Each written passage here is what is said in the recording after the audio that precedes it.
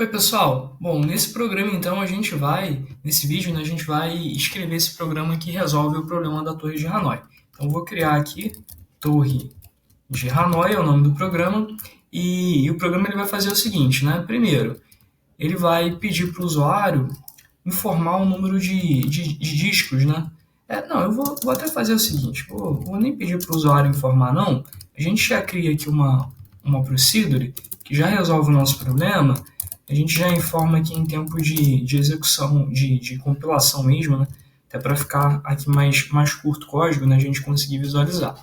Então, o que esse programa vai fazer, né? Ele vai pegar uma torre, aqui, vamos começar com uma torre de 3, né? Tamanho 3.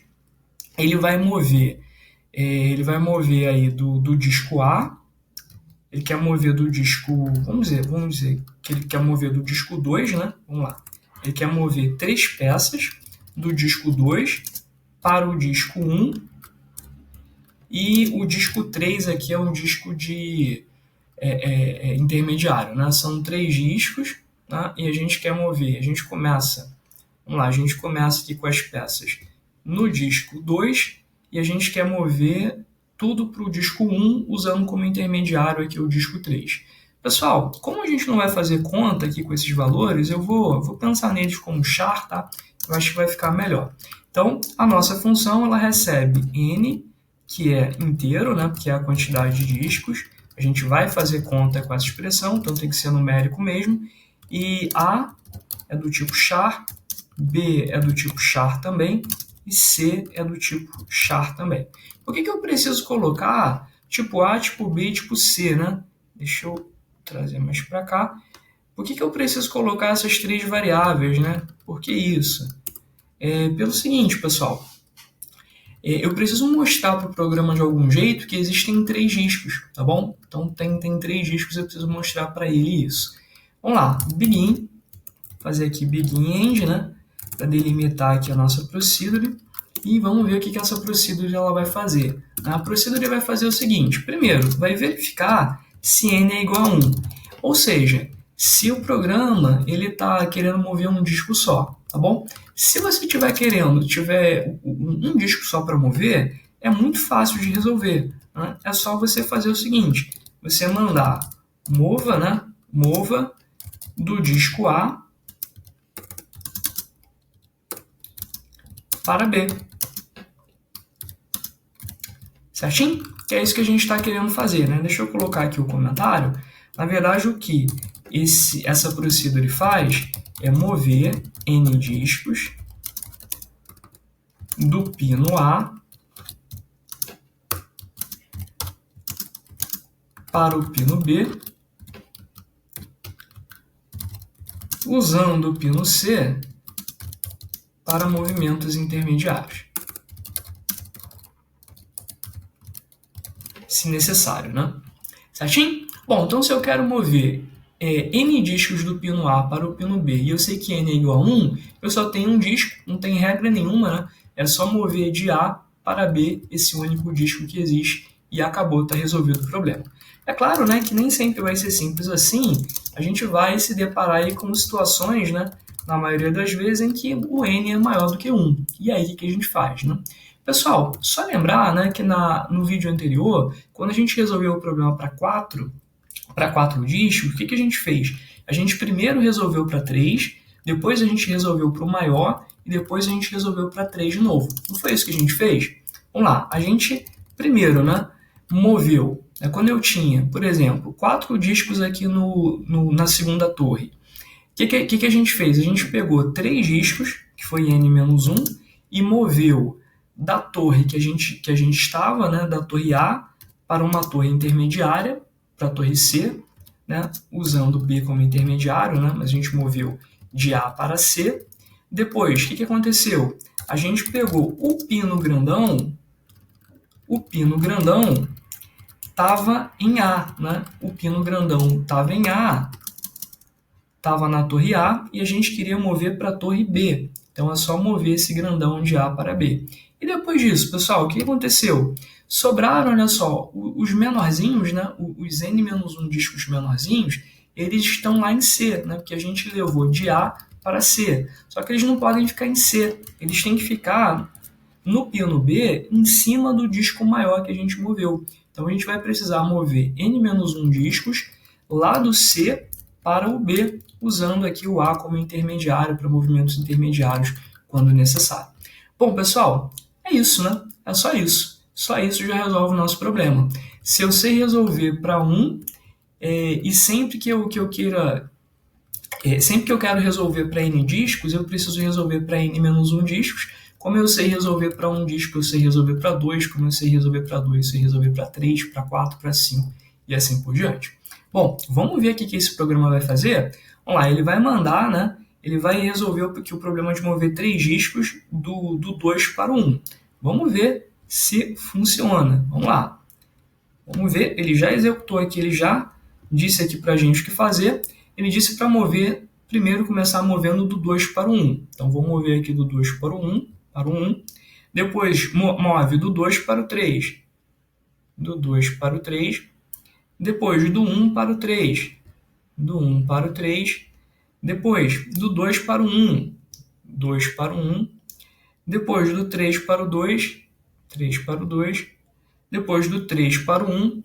E vê, né, que está dando tudo certinho. E para fechar, do 2 para o 1. E olha só, a gente realmente conseguiu mover os 3 discos do segundo pino para o primeiro pino, que era o que a gente queria. Ah, legal, né?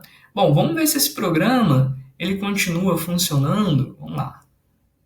Se a gente fizer aqui pequenas alterações nele, por exemplo, agora eu quero mover 4 discos do pino 2 para o pino 3. Eu quero que eles terminem no pino 3 e eu quero usar o pino 1 como para movimentos intermediários. Vamos ver se ele vai dizer aqui direitinho, né?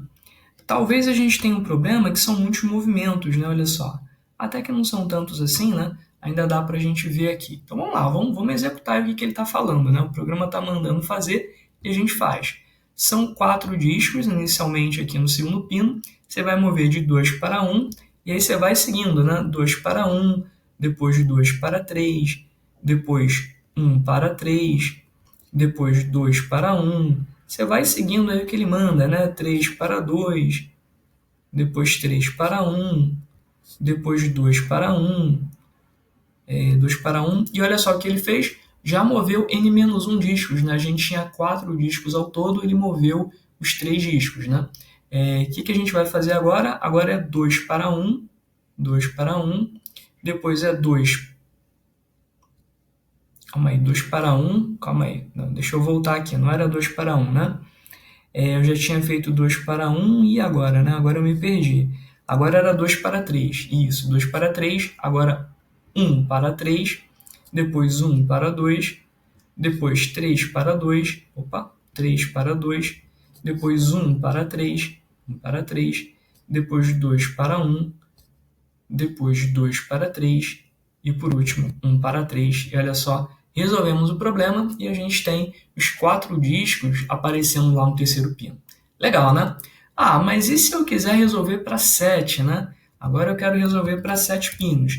Qual vai ser o problema, pessoal? São muitos movimentos e a gente não vai conseguir enxergar, né? Aqui na nossa telinha. Então seria bom se ele mostrasse, se ele exibisse aqui uma impressão de cada vez.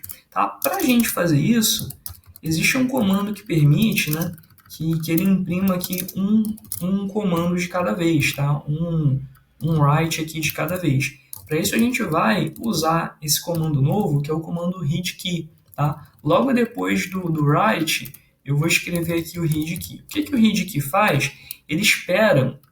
O programa espera que o usuário digite alguma tecla do teclado, né? Então digite alguma tecla, ele espera que o usuário digite alguma tecla antes que ele continue o processamento, tá bom? Só que se você executar assim, ele não vai funcionar não, tá? Porque ele não entende o readKey. Para ele poder entender o readKey, você vai ter que incluir aqui uma biblioteca, que é a biblioteca CTR, ou é CRT? Acho que é CRT. Use CRT. Pronto, né? Se você digitar aqui use CRT, agora ele vai entender esse comando readKey e ele vai funcionar direitinho. Vamos lá, vamos ver se funcionou. Ele deu um erro aqui, na linha 15 foi um ponto e vírgula, né? Assim, né? Eu coloquei um ponto e vírgula aqui antes do else. Tá, isso não pode. vou executar de novo e agora vai dar certinho. Bom, pessoal, então o que ele mostrou, né? Deixa eu voltar aqui, a gente está agora com uma torre de 7, né? De sete discos. Ele manda começar movendo de 2 para 3. Então, de 2 para 3. Bom, e aí eu quero ver o próximo comando. É só digitar qualquer tecla, né? Aperta qualquer coisa no teclado, vai aparecer. Agora de 2 para 1. Legal. 2 aqui para 1. E assim você vai, né? Você vai apertando aí, ó, vai digitando, né, qualquer coisa no teclado que ele vai mostrando as próximas, né? Ele vai mostrando aí as próximas coisas que você precisa fazer, certinho? E assim você vai, né? Até o final, ó, você vai vendo aí. São muitos passos, né? Se você seguir todos eles aí à risca, você vai ver que você vai conseguir resolver esse problema aí para 7 pinos, né? Só estou mostrando aqui para vocês. Vamos ver aqui até o final, né? Até o final como é que vai ficar. Bom, é muita coisa, né? É muita coisa. Ih, cliquei demais, ele saiu aqui. Deixa eu ver qual foi a última coisa que ele fez. Perdi, né? Fiquei esse tempo todo clicando para ver, acabei perdendo. Tá, mas tudo bem, né? Importante que você entendeu a ideia e viu como a gente consegue, explorando a ideia de recursividade, como a gente conseguiu resolver um problema difícil de uma maneira muito, muito curta, né? Só essas poucas linhas aqui, esse pequeno bloquinho aqui, ele resolve o problema da torre de Hanoi. Se a gente tentasse resolver esse problema sem usar recursividade, a gente ia gastar aí dezenas e dezenas de linhas de código para ter esse mesmo efeito, tá? E seria muito mais complicado de escrever e de entender o programa, tá bom? Então, pessoal, essa é a vantagem da recursividade, ela permite resolver muito mais rápido, né? Pelo menos assim, para o programador, alguns casos especiais de problema.